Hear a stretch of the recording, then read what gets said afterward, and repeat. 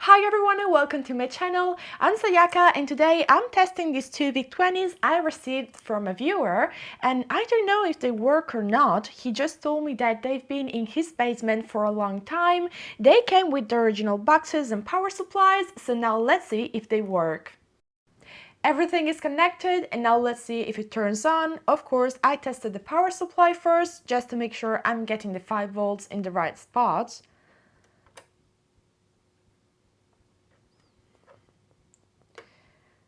Well, the LED lights up and I do get something on the screen, but unfortunately it's all black.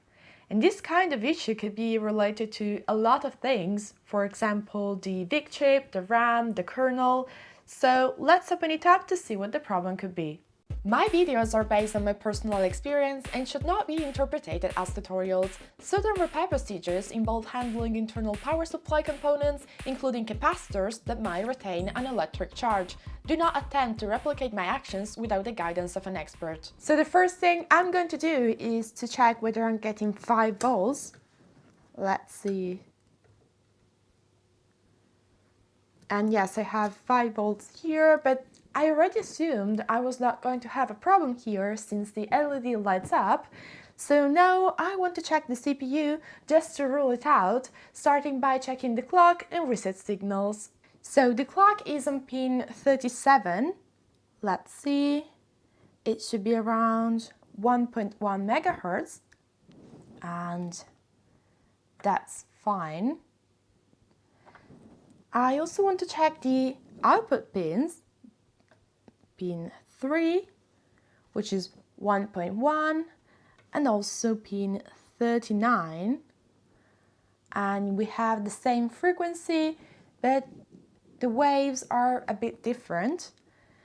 And I can also check pin 40, which is the reset. Now it's high, but when I turn the VIC-20 on, it stays low for a bit and then goes high, and you can see that here. It takes a while to go high, but that's normal on the VIC-20. I can also check the data lines over here, and I have to say that the kernel is a bit warm, at least compared to the other chips, and it's also a bit sticky. It looks some old flux residue, but it should be on the other side of the board. So I'll just take this chip out to have a close look. As you can see, the board had signs of corrosion around the CPU and the ROM, actually around pretty much every socketed chip, which is odd since I didn't spot any leaky capacitors that might have caused the damage, nor were there any stains suggesting liquid had been spilled. The cartridge connector did have a strange halo and traces of solder, but I couldn't tell what caused them. And there were also bits of white adhesive scattered around the board. After removing the CPU, I noticed the entire socket was soaked in bluish residue, something I would normally associate with exploded capacitors, but again, I couldn't find any. The same issue was presented under all the socketed chips. At that point, I decided to desolder all the sockets. Given the corrosion, there might be damaged traces hidden underneath, and properly cleaning those old sockets would have been nearly impossible anyway. To make future repairs easier, I added sockets for all the main chips, plus the ones in the corroded area, and then I gave the board a proper cleaning.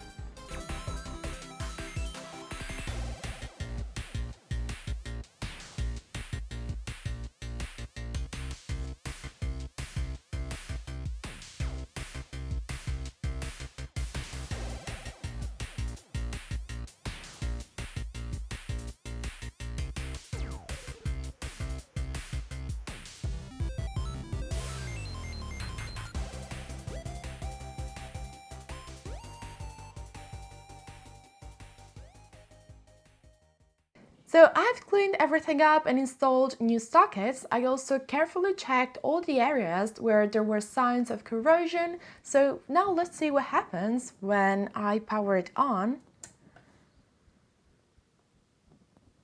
But I still have the black screen, so I want to check the kernel since it's much warmer than the other chips, and also I heard that it's a common failure on the VIC-20s.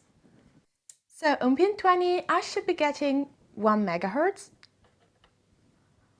and it looks like I have the right frequency, but the waveform is a bit strange. Let's check the other pins as well. But that's definitely something I wouldn't expect from a VIC-20.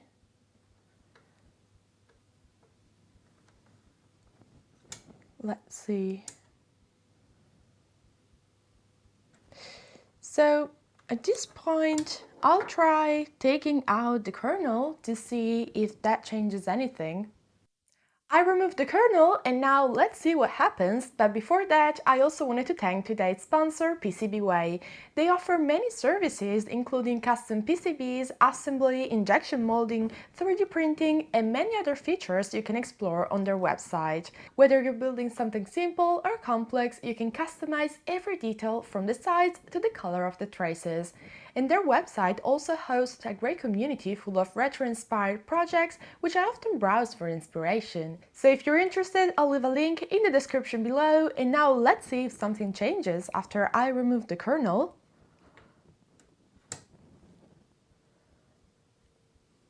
But I still have the black screen, so one thing I could do is to see if the other VIC-20 works. In that case, I can swap the kernel to see if that's what's causing this issue. Okay, so now let's see if it works.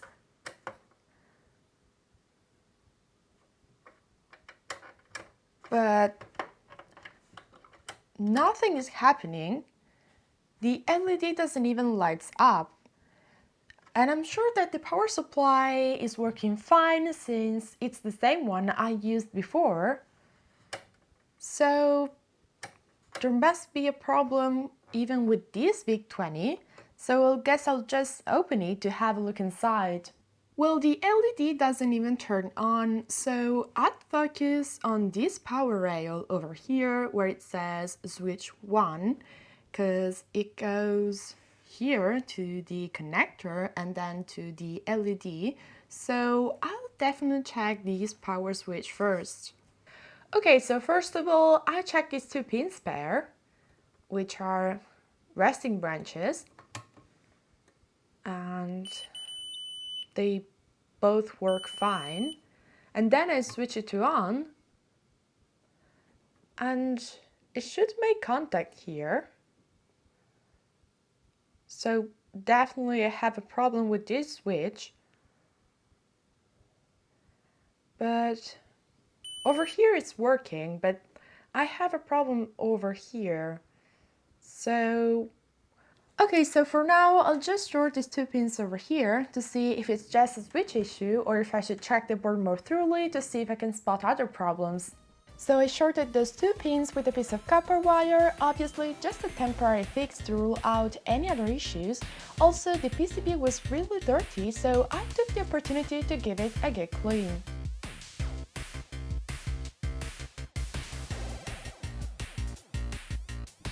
And now let's see what happens. I really hope it will work.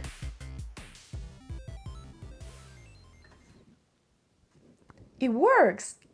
So I guess the issue was just related to the switch. Unfortunately, I don't have a replacement now, but I'll definitely buy one. So let's try to see if the keyboard also works. And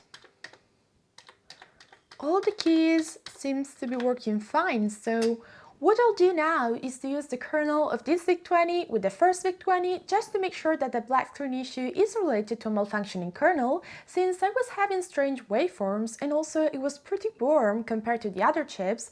Otherwise I'll have to look for other issues on the board. I replaced the ROM, and now let's see what happens when I turn the VIC-20 on.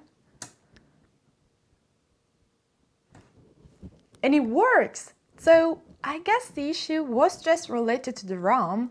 I actually heard that many times the black screen is related to a bad kernel, so I'll definitely mark this one as not working.